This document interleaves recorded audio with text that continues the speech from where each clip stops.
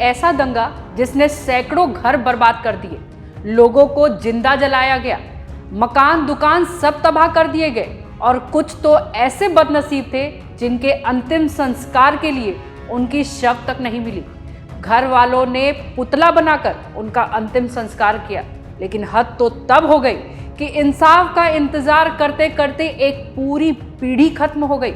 ये सच्चाई है 47 साल पुरानी संभल दंगे की, लेकिन अब यूपी के मुख्यमंत्री योगी आदित्यनाथ ने उन्हें इंसाफ दिला दिया है। तो क्या है पूरी कहानी, बताते हैं आपको विस्तार से।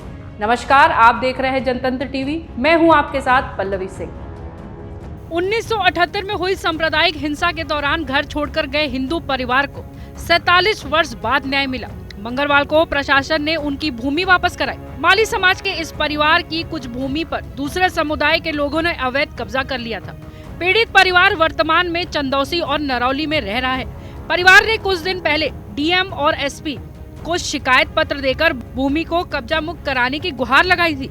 मंगलवार को एसडीएम राजस्व विभाग की टीम के साथ मौके पर पहुंची और भूमि की पैमाइश कराने के बाद उसे कब्जा मुक्त करवाया। चंदौसी के गणेश कॉलोनी निवासी आशा देवी व नरौली के काजी टोला निवासी रघुनंदन शर्मा ने डीएम डॉक्टर राजेंद्र पैसिया और एसपी कृष्ण कुमार बिश्नोई को शिकायत पत्र देकर कहा कि संभल में रोडवेज के पास उनका 2 बीघा बाग था। 1978 के दंगे में वह परिवार के साथ घर छोड़कर चले गए और परिवार के सभी लोग अलग अलग रहने लगे। उस भूमि पर दूसरे समुदाय के लोगों ने कब्जा कर लिया। दंगे के बाद पीड़ित परिवारों ने पुलिस प्रशासन से भूमि कब्जा मुक्त कराने की गुहार लगाई, लेकिन भूमि कब्जा मुक्त नहीं हो पाई। वर्ष 2020 में रघुनंदन शर्मा ने पुलिस प्रशासन के साथ ही मुख्यमंत्री योगी आदित्यनाथ को पत्र भेजकर भूमि कब्जा मुक्त कराने की गुहार लगाई थी, लेकिन तब कोई कार्रवाई नहीं हो पाई।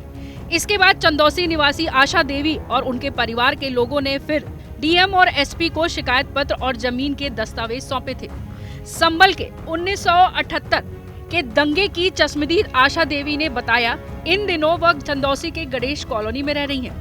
वह पति और परिवार के साथ रोडवेज के पास रहती है। उनके ससुराल की हलवाई की दुकान थी। उनके पिता कमलेश चंद्र जागरण करते थे। 1978 के दंगे में मुसलमानों ने जब परिवार को धमकाया तो उन्होंने घर छोड़ दिया था। रोडवेज के पीछे 2.25 बीघा का बाग भी था, जिस पर मुसलमानों ने कब्जा कर लिया था। देवर ने नखासा थाने में शिकायत की थी। कई बार अधिकारियों से भी मिले, लेकिन अफसरों ने कोई ध्यान नहीं दिया। अब माहौल बदला है तो उन्होंने डीएम और एसपी से मिलकर भूमि को कब्जा मुक्त कराने की गुहार लगाई थी। उनके 3 परिवार ने घर छोड़ा था। संभल जन्नत निशा स्कूल ने भूमि पर कब्जा किया हुआ था। कब्जा भूमि पर बने भवन व स्कूल भवन में 2 स्थानों पर फायर पुलिस स्टेशन संभल का नाम लिखा होने के बाद फोन नंबर अंकित थे। एसएसपी श्री चंद्र व एसडीएम ने बोर्ड का निरीक्षण किया, कमरों को भी चेक किया, लेकिन फायर स्टेशन जैसा अंदर कुछ भी नहीं दिखा। इस पर एसडीएम ने अग्निशमन अधिकारी बाबूराज को मौके पर बुलाया और जांच कराई। डीएम डॉक्टर राजेंद्र पैसिया और एसपी कृष्ण कुमार बिश्नोई ने जांच करने के बाद टीम गठित की। मंगलवार को एसडीएम वंदना मिश्रा पुलिस फोर्स और राजस्व विभाग की टीम को लेकर मौके पर पहुंची। जिस भूमि को आशा देवी और रघुनंदन का परिवार अपना बता रहा था, वहां जन्नत निशा स्कूल का संचालन हो रहा था।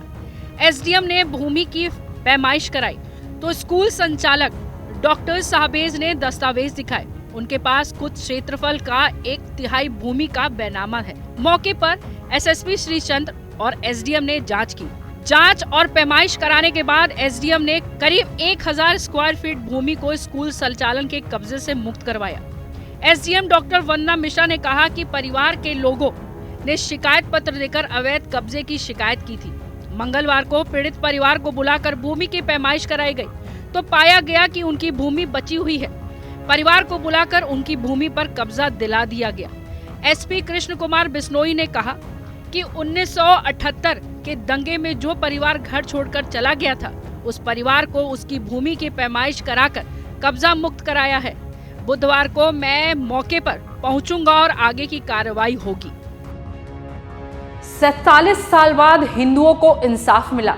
इससे ये तो साबित हो गया कि योगी राज में इंसाफ मिलेगा और जरूर मिलेगा, और जो भी इसके खिलाफ जाने की कोशिश करेगा उसको बाबा के बुलडोजर का सामना करना पड़ेगा।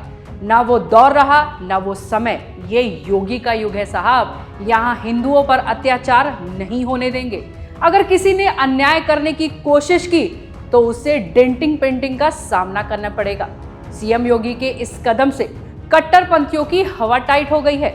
आपकी इस पर क्या राय है, हमें कमेंट कर जरूर बताइएगा। फिर मिलेंगे एक नई कहानी के साथ। तब तक के लिए इजाजत दीजिए। नमस्कार।